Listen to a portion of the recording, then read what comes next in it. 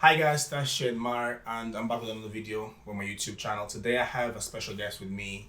It's a woman who opened a business and is currently doing pretty well. So well that she also have her own mixture of seasoning oil, olive oil. Chili oil. It's a chili oil and it's all organic products and she makes it, okay? And her name is Patricia and she's with me today. How is COVID affecting your business? Did you start just before COVID or how's the progress been like?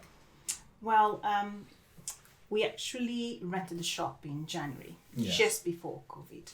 When the lockdown came to be, we were a bit insecure if we should open or not, and we waited until August to see where things were going.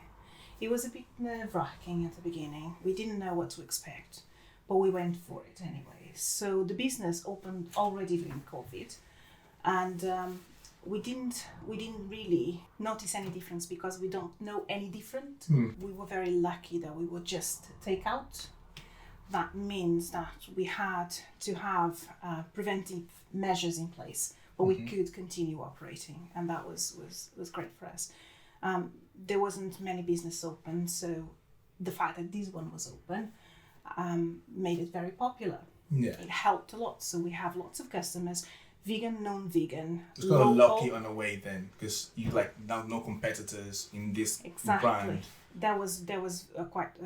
We were very lucky in that sense. All businesses that had to close during COVID, most of them they had government support.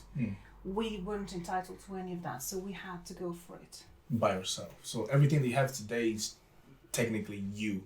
Exactly. Me, my family helped a lot. Yeah. I had support of my friends. The local community, the vegan community especially, I would like to say thank you to them because they were absolutely wonderful in the sense of spreading the word and being regular customers.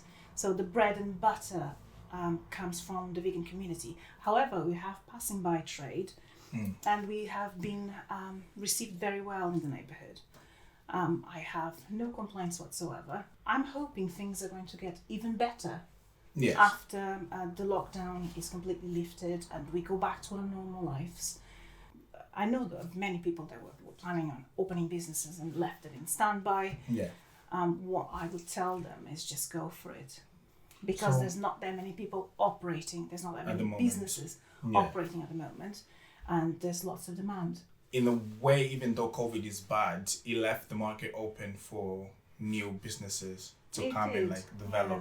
And the other thing that I wanted to know, because as you said in the beginning, government didn't really help as much compared to other businesses that started already before the lockdown season.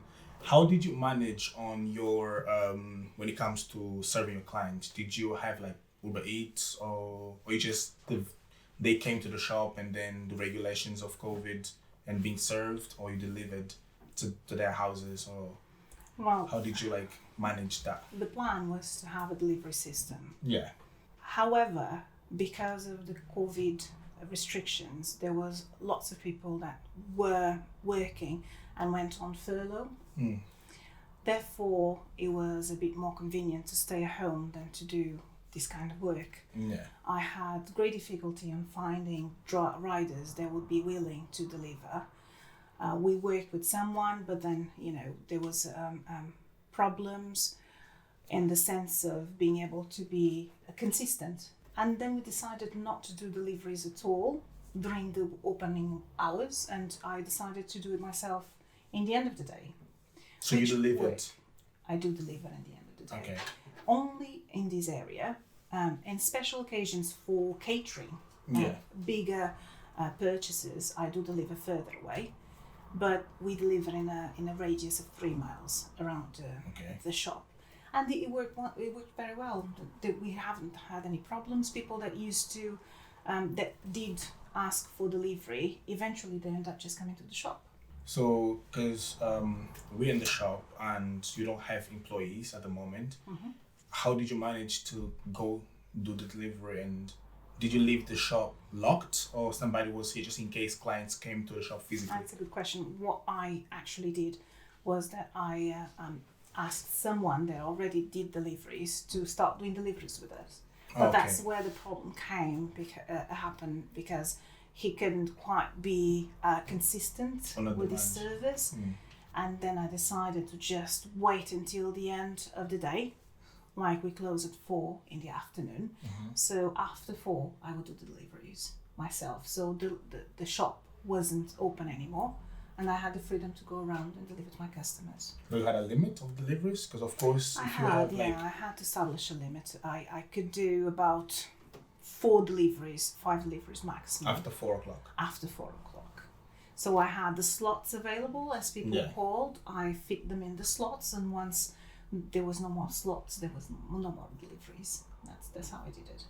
That's really nice. Do you think of getting employees? Because of course we're still on lockdown. We still, even though it's a little bit more, let's call it open than mid-January, do you think of like getting employees to help you? You thinking of joining the delivery system, or you still waiting to see what's going to happen?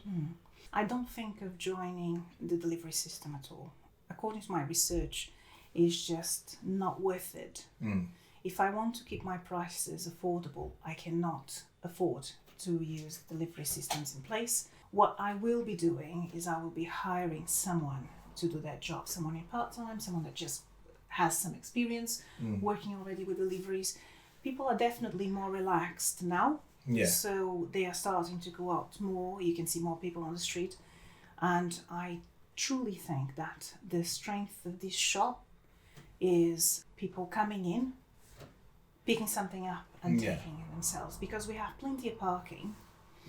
It's not like the city centre where you have to park in a specific parking, pay to park. Oh God. That doesn't work for us. So the fact that we have so much parking available, it makes it easier for our customers, because we have customers coming from all over Wales, really. You have people coming from Swansea, Cardiff, Cwmbran, all sorts of places. So that means that your bacon is actually good then, because if they're coming from, because if they're coming from, Swansea's far still from Newport. It is far, yeah. We have to prove to see if the bacon is actually, because people are coming from Swansea to try it. So, do you want to say what this is?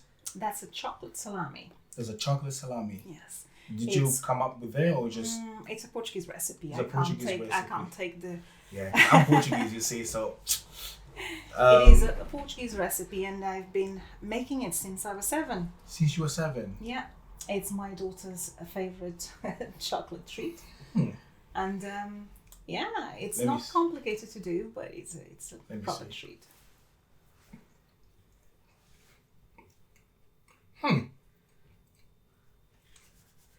No one knows where they come from, Swansea.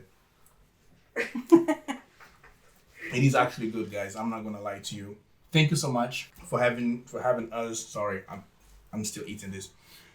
For having us in your shop. And guys, that was one more video. I'm gonna put her Instagram and her website. If you want to know a bit more in depth on what she's doing, if you want to know more about the business that she's having aside with making own products, organic, it's all gonna be on the website and Instagram. Yeah, thank you so much for having me and my team. Thank you.